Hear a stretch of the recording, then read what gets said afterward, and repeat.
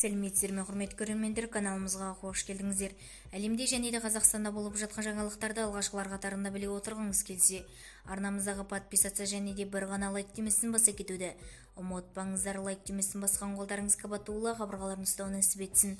Ал ендеше бастадым. Алматы облысында үйдің жанынан өтетін жолды жөндеген зейнеткерге айыппұл салынды. Талғар ауданындағы Қарабұлақ ауылының 67 жастағы тұрғыны тар көшені кеңейтпек болды. Бірақ жергілікті билік оны заң бұзды деп 70 мың теңге көлемінде айыппұл салған. Панфилов ауылдық округінің әкімі Дулат Дәулеталиевтің айтуынша, зейнеткер әйел өз әрекетіменен инфрақұрылым нысандарын бұзып жасыл желекті зақымдаған. Әкімдік қызметкерлері бұл кісіге ауызша ескерту жасайды. Бірақ бұл кісі көнбегендіктен келесі күні біз жергілікті полиция қызметкерлерін жібердік, айыппұл салды. Сондай-ақ газ құбырын темірмен көтерген дейді Дәулеталиев.